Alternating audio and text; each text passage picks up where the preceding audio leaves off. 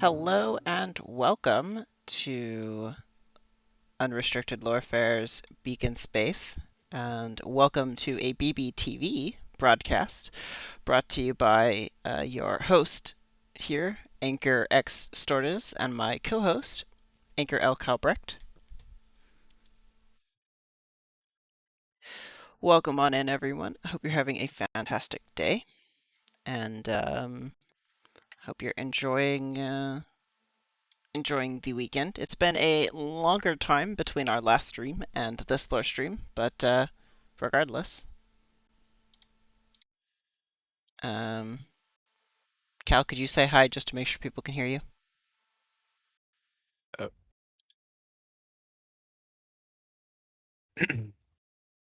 Okay, looks like that's working. We have been away for some time, and yet the news does not stop. So here we are, ready with another broadcast, with all of the news of the past month. Great. Okay, now you're good. Looks like your volume slider was a little low at my end from the last time we were in a call together. But that's been solved. Great. Yeah. The news broadcast today is brought to you from BBTV's ship, the Deep Space Station, which roams the galaxy or roams the sector looking for the newest and hottest news. And we've got quite a bit of interesting content to bring to you today. Let's see, do we have any announcements to start off with, or are we just getting into the news, Cal? I think we're going straight into the submissions that the factions on our Discord have given us. If you'd like to join in and be able to submit things to these broadcasts, there's a link to our Discord. You can join our community and help contribute to our lore streams and the world that we're building together. But we can get right into it with the first announcement, which I believe is from the Children of the Vein. That is, in fact, correct. We've got another report from their intrepid news crew, and I think I've heard that Chaz is on vacation again this month, so they've had someone new fill in, and let's see what that is up to.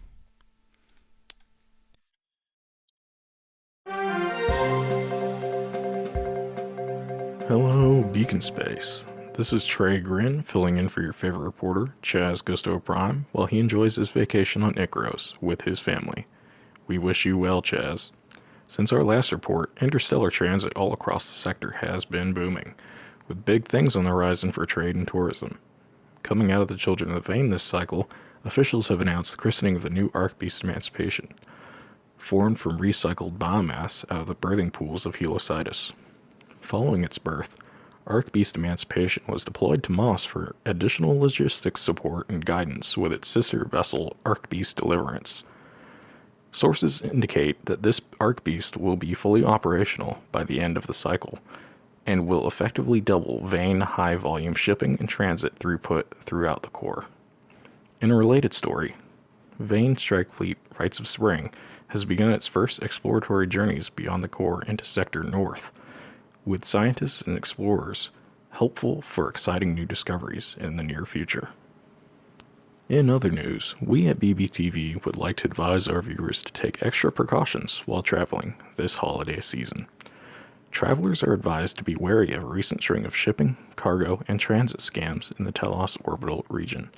Local authorities are currently investigating potential ties to Silent Knight Cargo Specialists, a private logistics group based out of Telos Central Starport.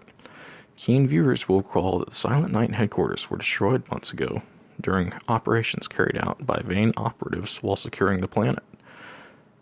Though thought defunct, Silent Knight reopened their doors recently with new and improved office space, upgraded hangars and warehouses, as well as an expanded staff. Almost immediately following their reopening, Telos saw an increase in travel expenses, shipping fees, and trade levies, with a significant proportion seemingly vanishing from public records, leaving this reporter to wonder if there might be a connection between Silent Knight and these missing funds. TDPD officials have thus far appeared to dismiss such allegations as unsubstantiated rumors. In any case, the Telos Department of Planetary Defense has issued a statement promising the dedication of additional personnel and resources to provide for the security of all Telos visitors where needed. I, for one, feel safer already. This next story comes from our friends at the MIBC. Roll the clip. Hello and welcome to the MIBC Evening Report. My name is Dominic Petrov, and tonight we are happy to announce the maiden voyage of the new Mulsi Defensive Fleet. The new fleet has only been known as Generation 7 until tonight. The newly christened Astral Defense Fleet using the call sign UMAD will be spearheaded by the capital ship Brave Righteous Opportunity. We here on Mouse are proud to have a new fleet protecting our spaceways. As the capital ship of the fleet, Upsilon Mosi Astral Defense Ship, Brave Righteous Opportunity, also known as UMAD's Bro, will be the most hailed ship. Now to Dimitri with the weather. Dimitri? Thanks for the clip, Dominique. Per the latest reports, it appears that the Larkspur Combine has sent their prize fleet to Telos to secure Mosi-Telos trade relations. But is Telos just a pit stop on their journey? Or is there something on Telos they need this firepower for? For our last report of the day, we have some juicy news pertaining to recent movements within the TTGI. We were notified that after a recent board meeting, members of the TTGI met with Administrator Cardinal Olive Blanche personally, but both offices have declined to elaborate on the subject of that meeting. Per our sources, we've managed to piece together an abrupt change in resource allocations to a barren region of Telos not scheduled to be terraformed for many cycles, with Bioshell Infantry Division HIM having been deployed to the site for security purposes. Sounds ominous. Somehow, this location has been given the best attention and resources that the TTGI and the Telos Governing Office can provide. Could it be hidden ruins, an alien invasion from beyond the reawakened gates, or perhaps some new terraforming crisis? We'll be digging deep on following this story closely, so be sure to tune in next time for answers. And that concludes our sector report for this cycle. What is really happening out there, dear listeners, and should we be worried? As always, tune in for the latest information with amazing accuracy. This has been Trey Grin, blipping out.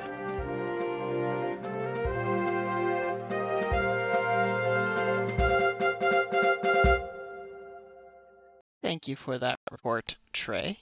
We appreciate you stepping in for Chaz, given somewhat short notice this month. Well, Chaz has been very successful, and he's using all of his vacation days at once, it feels like. Well, it's a reasonable time for him to be taking a vacation, given his new abilities to travel into interstellar space, thanks to the New Eden Gene Clinic, a proud sponsor of BBTV, who I believe we'll be hearing from more about later in this broadcast. Yes, indeed. We support our corporate sponsors and yet remain neutral on all matters. Absolutely. Trey did bring up one interesting point, however, with this recent deployment of the Bioshell Infantry Division HIM on a since mostly barren portion of land on Telos. It'll be interesting to see more and what comes out of that story. I'm interested in seeing what comes out. Perhaps maybe one of our reporters on the Telos station will be able to assist and help them find more details. It feels like every other week we are being hit with either a feel-good story from the TTGI or a deep scandal that is rocking the fabric of our society in Beacon space. Truly, we live in tumultuous times. Tumultuous times indeed. However, luckily our next faction report is a little bit less tumultuous, coming in all the way from Nueva Cuauhtémoc, from the Agumalo Syndicate, brings us a nice, lovely advertisement of their home planet, including the wonderful sky background, several spaceships in orbit, perhaps leaving or entering the planet, and the vast stretches of lights below in the night sky over Nueva Cuauhtémoc. It's quite a nice advertisement and picture of a bristling sector.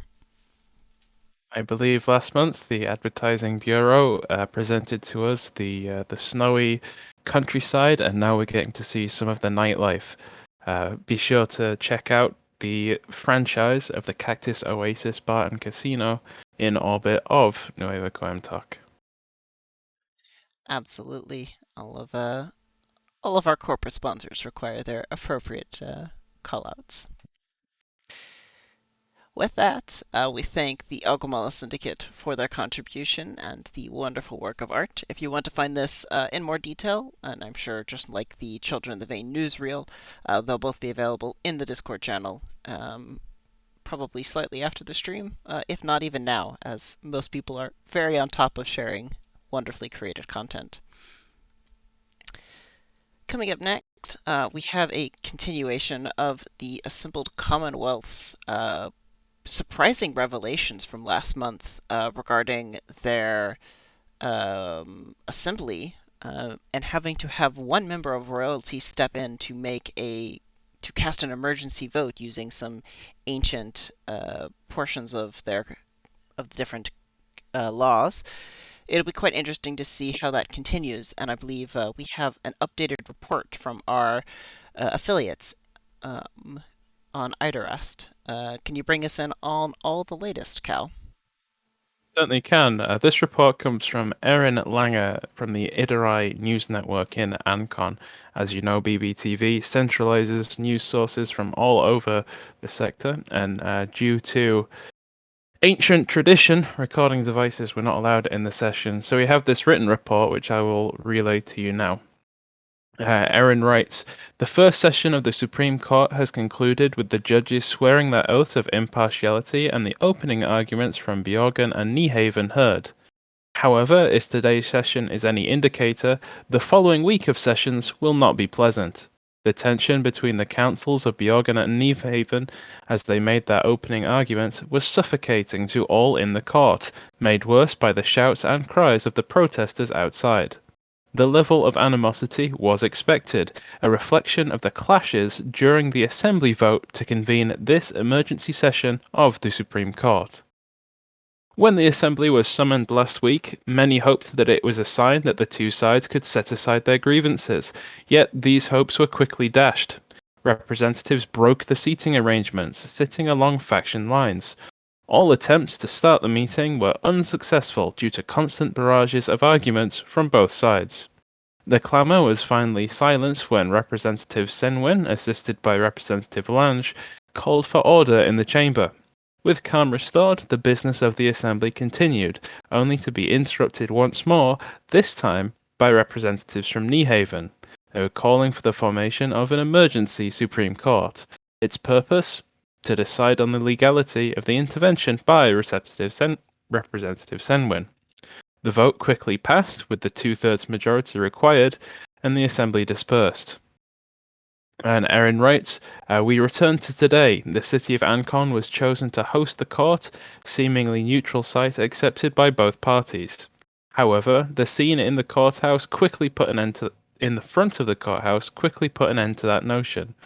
Protesters filled the street in front of the courthouse with only a narrow corridor secured by naval police, separating the two groups and providing access to the courthouse. As I, writes Erin, along with the other reporters, walked towards the courthouse, the anti-intervention protesters, seemingly incensed at the presence of the media, started to shout louder than before, provoking similar escalation by the pro-intervention counterparts. However, the sounds outside became muffled as we entered the courthouse. Even with their words unintelligible, the emotions the protesters conveyed could be felt by everyone inside. A few minutes passed, the judges entered the courtroom, and with them, the first session of the emergency Supreme Court began. As they took their place on the judges' bench, the 5-member panel recited the oath of impartiality on the Commonwealth's Constitution. The representatives Desmond Wells and Idun Suas chosen to embody the will of the citizens of the Commonwealth and act on their behalf. However, it was clear to all present that these two were chosen to represent each of the factions and held strong biases to either side. The next 2 members are High Court judges, Justices Naya Falk and Carol Ennis, foremost experts on Commonwealth law and were assuredly apolitical. Finally, Representative Veronica Ziegler, who was chosen as chief arbiter, are well known as an impartial voice within the Assembly. a respected and steady hand ready to control the proceedings. The city-state of Bjorgen was given the first opportunity to speak. The Iris Carey stood up in council. Carey carried herself in a calm and steadfast manner, completely comfortable in the pressured environment. The argument from Bjorgen was relatively simple. They claimed it was a, quote, undeniable and foundational right, quote, for city-states to govern their own internal affairs. The choice of representatives was, quote, entirely up to the city-state and its citizens, unquote, to decide upon. This right was conferred upon them by the Commonwealth Constitution, and not altered or amended by the Articles of Assembly. The Council went on to say that infringing upon this internal process sets a dangerous precedent, one which threatens the very foundation the Commonwealth is built upon. The argument finished by praising Representative Senwin, her devotion to duty, and the Commonwealth led her to accept the appointment to the Assembly, of which no law forbids her entry. She is and always will be a citizen of the assembled Commonwealth who has bravely accepted the call to serve the city of Bjorgen. Council Carey continued. With the opening argument finished, they took their seat to the murmurings and disapproving looks from the Niehaven Council. Next, the city-state Niehaven was granted the opportunity to speak. Elliot Harden was their counsel. As Harden rose from their seat, they gave the opposition a glare of utter disdain before taking their place in front of the bench. The opening of Harden's argument was interrupted by noise from outside the courtroom, which caused them to flinch, forcing them to restart their arguments as they were recomposed. Niehaven's argument began with the claim that despite Representative Senwin being a citizen of the Commonwealth, she remains the Aetherling. Granting her a seat in the Assembly is tantamount to granting a seat to the Aetharch, as they are inextricably linked. This was followed by the assertion that this would, quote, set a precedent that future Aetharchs could abuse, allowing the use of close relations to gain power in the Assembly, unquote. The audacity of such a claim caused the gallery to murmur, and after a call for order by the chief arbiter, Harden continued to state that Representative Senwin will ascend to the throne one day, and that it would be unfortunate if, quote, her time spent in the assembly would affect the neutrality of the throne, unquote, and so threaten the unity of the Commonwealth that we currently enjoy. Harden changed their approach by addressing the fact that Representative Senwin wasn't elected by the people of Bjorgen, but instead appointed by, quote, an obscure statute in Bjorgen's constitution written before the Commonwealth was even formed. Harden continued, the constitution of one city-state shouldn't be able to override the democratic processes that our Commonwealth held dearly.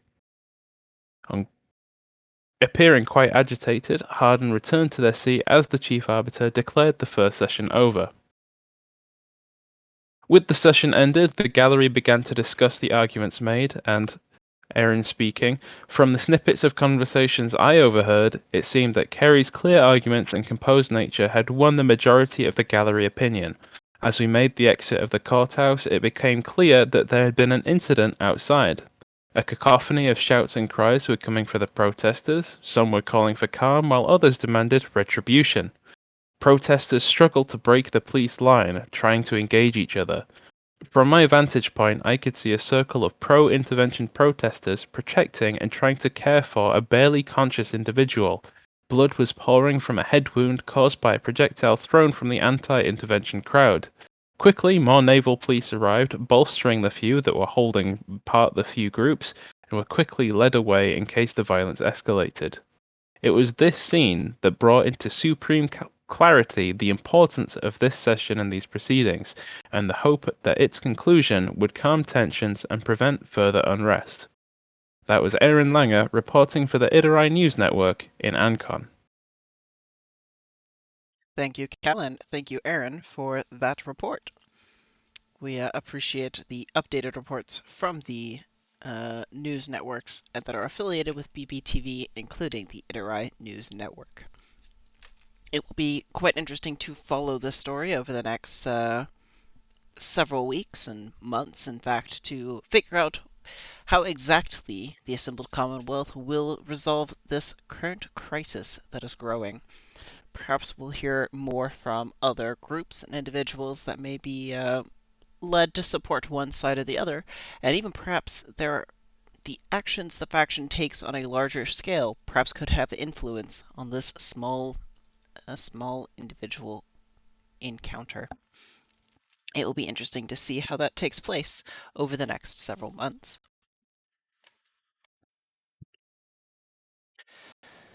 With that, we thank the assembled Commonwealth for their update on the legality of Representative Senwen's intervention into the Assembly, and move on to our next update from one of our sponsors. In fact, we seem to be having an advertisement being provided to us by the New Eden Gene Break. So Kelbrecht and I will get a short break here, perhaps a chance to drink some water, and we hope you enjoy this in-character advert from the New Eden Gene Bank.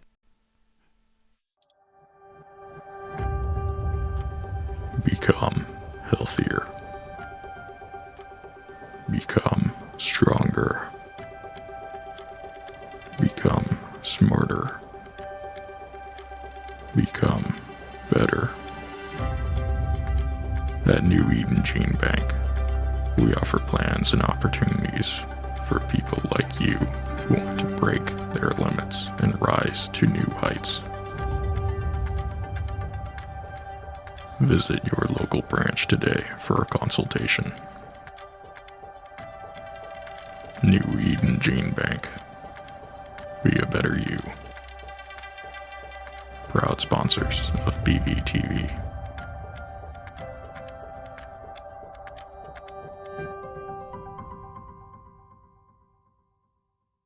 We thank the New Eden Gene Bank for their contribution and their generous support of our intrepid news experts, bringing you only the most accurate, the most correct, and the most honest news across the sector.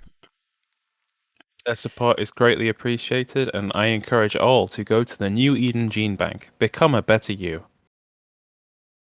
In addition to the New Eden Gene Bank, we also need to thank the Cacti Oasis Bar and Casino for their contributions to this sector. The most recent batch of cacti-inspired drinks they provided to us for, at least for me, on my most recent journey away from the TTGI station, have been exquisite, and I hope the ones that they've left for you in your apartment on the station are also standing up to your expectations. It is at this time, for legal reasons, I will state to have never heard of the Cacti Oasis Bar and Casino or have been involved with them in any form. But they are proud sponsors of BBTV. Of course.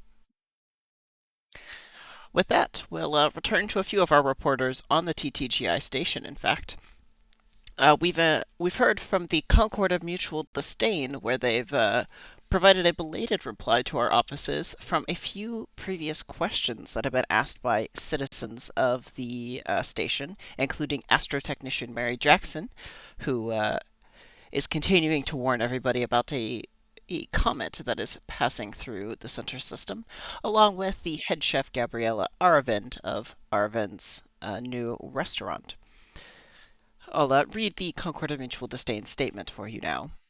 First and foremost, the Concord of Mutual Disdain would like to apologize for the lateness of their reply to the astrotechnician's inquiry. Unfortunately, the initial response drafted to the question led to protest on Karkaduke for the mention of the jailers, our greatest enemy. These protests were over our descriptions being, quote, not angry enough, unquote, and whilst we appreciate the sentiment and the alternative responses some of the protesters drafted, we, the diplomatic corps, decided that the language that they suggested would be out of place in a diplomatic document, especially one which younglings may be listening to.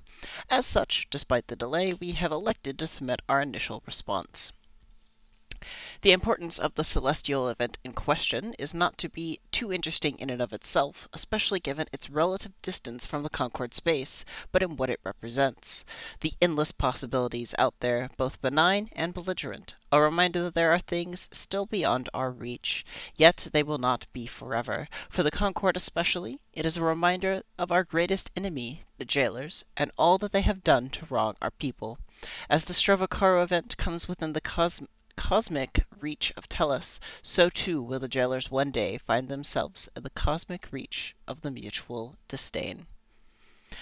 A quite nice response from the Concord of Mutual Disdain. Additionally, they've provided a plethora of local cuisine that will be freely available for head chef Aravind to use, available for perusal on the sector-wide networks, including a Wiki page, which gives a collection of different flora and fauna-based foods, along with other snacks and drinks that may be interesting for individuals to try. We'll provide a link in the chat for anybody interested in checking out that cuisine, or additionally, you can, I'm sure, check the wiki on your own and find the page for the Karkodik cuisine.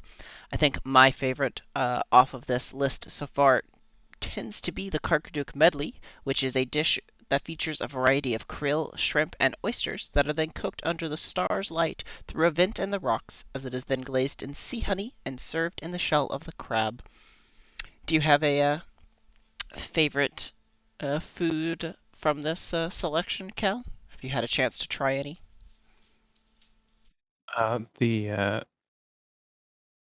The chef on TTGI station, our friend and close associate, has been able to provide me with some examples. Personally, I'm still a favorite of the simple Sionge bread. It goes well with any meal. It helps to enhance the texture of otherwise bland ingredients. Quite nice, and I believe it is quite a delectable to be had, and it's quite nice that Aravind is able to produce such an amount of it on station. Yes, We'd indeed. We'd like to thank the Commonwealth of Mutual Disdain for their reply, even if it is been slightly delayed by their diplomatic corps' negotiation over the language choices.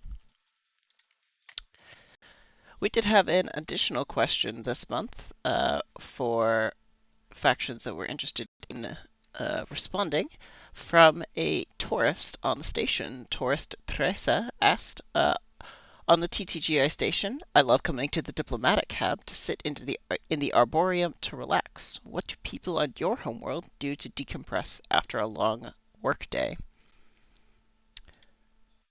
Unless I accidentally missed one, I believe we only have a response from the Agomala Syndicate at this point in time, though I'm sure others will be interested in providing their own advice in the near future. Kel, would you be able to introduce us to what happens on Nueva Cuauhtémoc as an ability to relax? Yeah. Well, as we all know, work is an important part of everybody's lives. And to complement this on Nueva Cuauhtémoc, time is taken off from work is seen as equally important to ensure a balance between the two. While some activities might differ in scale due to the availability of resources, some common practices are seen across all of Aguamala's social hierarchy. Appreciation of art is a common leisure activity, browsing installations across the planet, or, if access permits, more private galleries that have been curated by the lodges.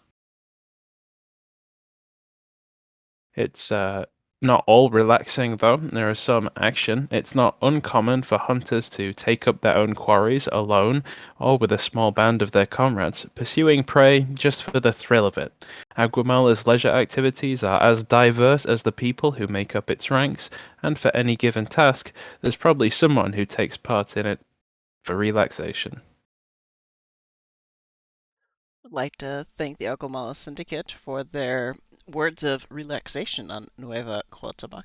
It's quite interesting to learn about these different cultures and the different activities that are considered relaxing to a good portion of those who are a member of that faction. With that, I believe we have one last primary story involving the factions today. And this one comes to us from the Starlit Court, where we've received what appears to have been an official missive to be working out almost an advertisement or a call to action, it seems like, for the Starlit Court. This document must be an official script of sorts, but we've not yet been able to verify who the original author was, though it does mention several of the leadership of the faction. So BBTV has decided to bring this to you as an announcement in its current form, even if we are finding it perhaps slightly reported before the final video call to action has been produced by members of the court. So with this, I'll go ahead and read it out.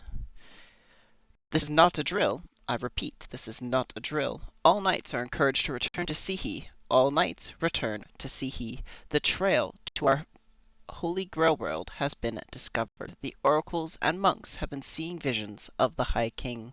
Grail Seeker Sir Tiwen at the Indomitable's work has, after months of careful review and study, been verified by LaFay and the Lady. The path to the Grail is open to us. It is up to us to forge it.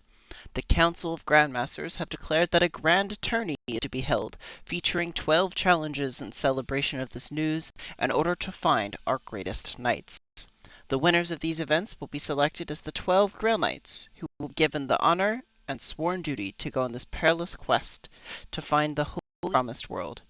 Should they have resolve, diligence, honor, and a good deal of camaraderie, the Grail will finally be found. This great quest has never been closer to its end. It's quite interesting to see. It almost appears as if one of the large tasks that the Starlit Court has been after for several months, even before, or decades at this point, before their arrival to the Beacon Space area, perhaps seems to have found perhaps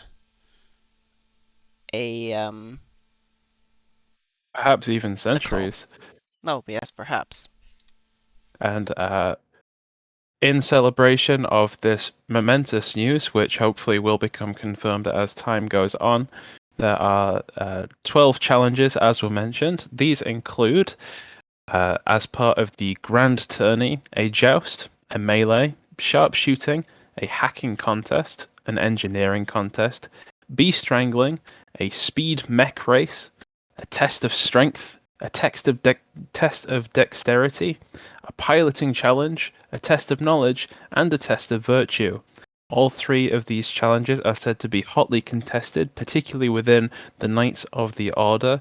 In fact, it is reported that across the sector, gambling organizations are moving closer to Sihi just to be able to get in on the action. We'll be reporting on our ancillary news sites about those odds. You can place down your bets in the local currency of your choice, although the conversion rates may differ depending on where you are. Pick your favorites, and we will see how things go. We'll be reporting all of the events live as we are allowed by the Starlit Court. Some will be in a different format to others, but we are looking forward to this grand tourney and are hoping for the Starlit Court that their momentous news has been confirmed. Absolutely, and I'm very much hoping that the Starlit Court is able to find, after many decades and even perhaps centuries of searching, their lost Grail world. Now, we'll need to have a small discussion with reporter Alden Lullet after the broadcast for failing to include the Children of the Veins recreation activities in the broadcast script, but instead they've been provided to me in a recent print-off that I'll go ahead and take the opportunity to read. This comes to us from an excerpt from the Casual Observations of the Chosen Children of Heliositis by Amadeus Howell. Despite their strange and stoic airs, it should be known that the Children of the Vein do enjoy making time for themselves, no different from many of the other diverse and varied peoples of Beacon Space. Some such recreation indulgences and pastimes may include gardening, hive-keeping, xeno-observation, song and dance, games of debate, and many more. But perhaps the most curious and culturally significant activities worth note here are those of petcraft and miniature biome keeping. Pet design or petcraft is a great source of joy and learning among the Vane family units and communal groups. This is an activity normally performed in cooperation with younger members of the family as a way of honing their genecraft while bringing in a new member of the family. Various Xeno templates are frequently used as a framework for designing the family pet. It is common for the scope to be set by the younger members, while older members provide guidance so that the functional pet can be made. It often takes many months to complete such a pet, but the youths tend to learn vital fundamentals of biology, xenology, and genetics. One of the most common Xeno templates is the Felis cactus, leading to a large variety of subspecies populating the Heliocytus. Additionally, miniature biomes are also popular all throughout the vein. Specialty miniature biomes are managed and maintained by hobbyists, much like gardeners and terrariums, though with added layers of complexity. In these biomes, naturally small or artificially miniaturized flora and fauna are introduced. The work is delicate, as hobbyists must take care to meticulously manage biome conditions and to control and remove inappropriate and invasive species that could ruin the project. Once a mini biome is balanced, many experienced hobbyists will subject their biomes to different simulated natural phenomena to see how the creatures adapt. For the more dedicated, a common challenge is raising prismatic beetles. Depending on the experiences of the adult beetle, their larvae may develop different colors, horns, sizes, and wings. Many hobbyists either attempt to subject to an environment that results in precise beetle subspecies, or otherwise attempt to catalog all manners of beetle variants. This has been a nice excerpt from the Casual Observations of the Chosen Children of Heliocytus by Amadeus Howell, and I think we need to perhaps charge reporter Alden a fee for not including it originally in our broadcast outline. His fine will be in the mail, but who knows when that will arrive to him given the lateness. Quite. With that, we thank both Children of the Vein and the Starlit Court for their recent announcements, and we move on to an updated report from the Beacon Space today, including a new volume started by them, Volume 1, detailing an after-session report that took place on May 7th. Let me go ahead and get this rolling. There we are. So this Free Agents Investigations from the Beacon Space Today reporter Natalia Lowe,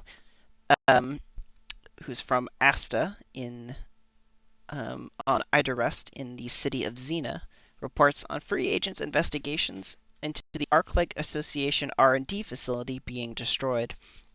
I won't read the entire 2-page report for you on stream. If you're interested in taking care of reading this after-session report, you're more than welcome to doing so on your own. You can find a link to it in the Beacon Space Announcements channel for the setting.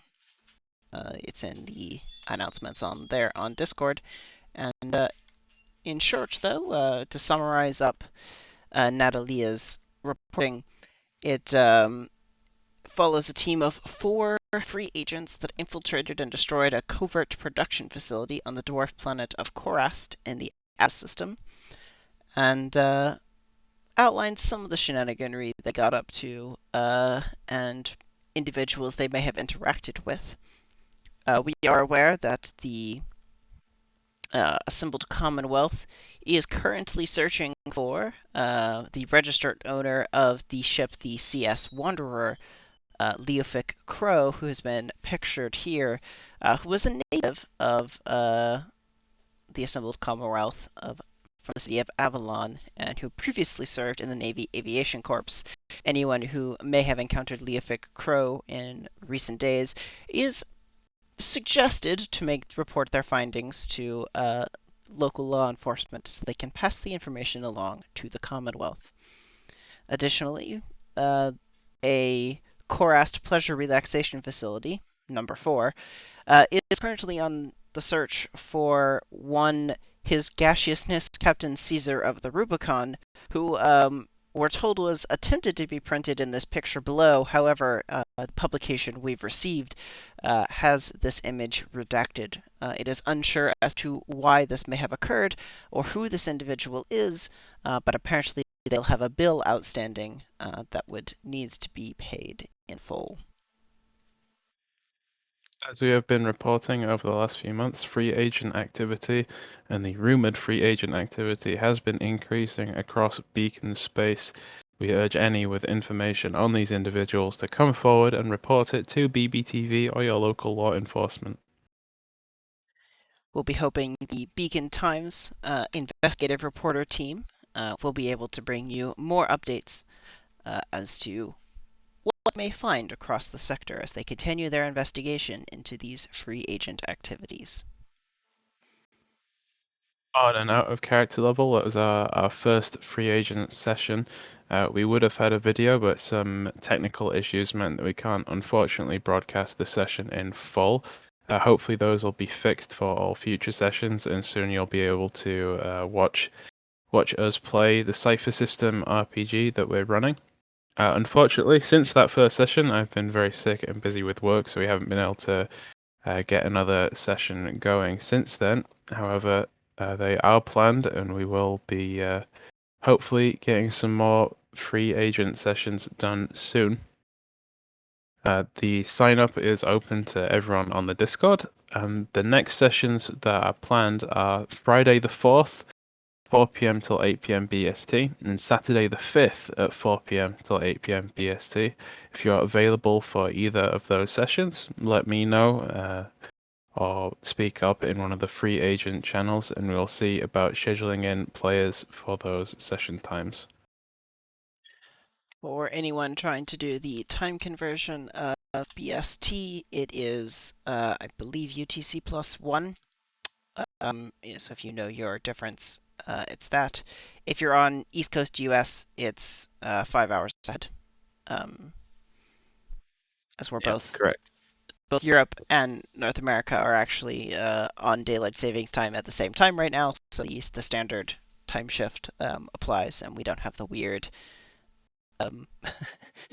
the weird time frame where it's 4 hours. But due to my working situation, there will be some weeks where session times are restricted and others when I can do any time that is convenient to yourselves. So if you have a party of individuals or have a specific time in which you'd like to play, speak up again in the free agent channels or speak to myself, and we can talk about getting a party together and organized so that you can participate in free agents. And hopefully going to get as many sessions done as possible and get as many people involved as possible.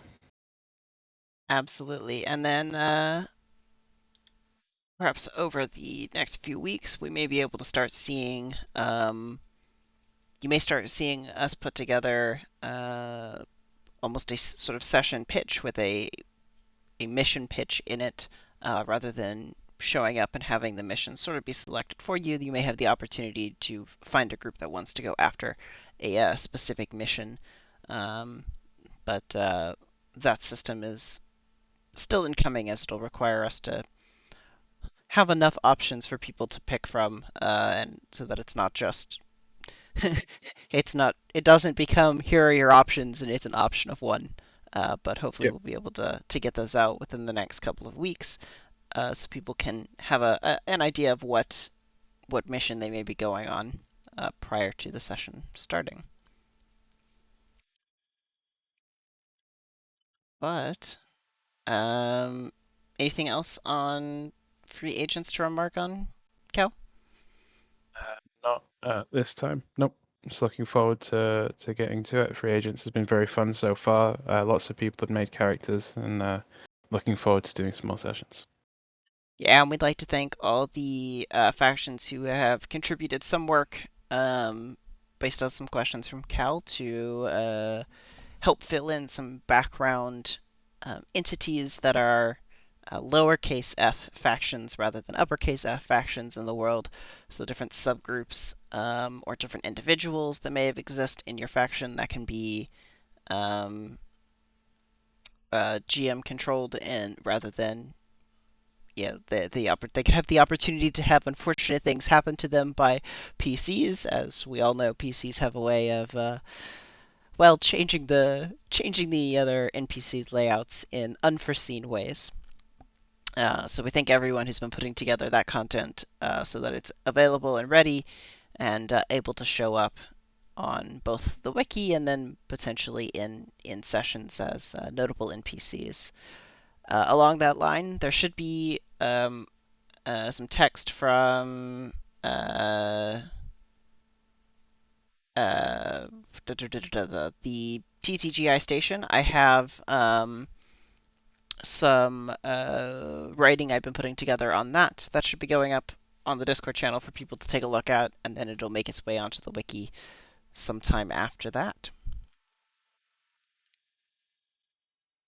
All right, thanks everyone for tuning in. I think that covers everything for this month. So let's see. Have some dates we can confirm? Yeah, upcoming dates for the faction turn would be faction turn 9. It takes place on June 5th, with the turn lock being June 3rd and the trade lock being June 2nd. Those dates have been posted in the faction turn channel planning for a while because those are next week. So make sure you're ready for that. With that means that faction turn swaps will take place on, I guess, Tuesday, June 8th at 12 a.m. Eastern time. So make sure you've got your turn switches or faction switches requested into the bot by that point in time if you're going to be changing factions for this month. Right, I think that takes care of everything. The next lore stream will have its dates out within the next couple of days on the Discord channel. Don't quite have those, nailed down quite yet. But yeah. I'd like to thank everyone for their participation today and their contributions to the lore stream. And as usual, we know it takes a lot of effort and it takes a lot of creative thinking to contribute to our lore stream. So we thank everyone that does, and thank you for making our setting the best it can be. Absolutely, we enjoy it every week that we get to report on the different news, and I hope you'll be around next Saturday for the lore stream for the spreadsheet stream, where we'll get to roll some dice and see what happens for faction turn 9. All right. Thanks everyone for tuning in. I'm going to leave you with some cool tunes as the outro over the next couple of minutes, and yeah, thanks for turning out here on Lore Stream 9.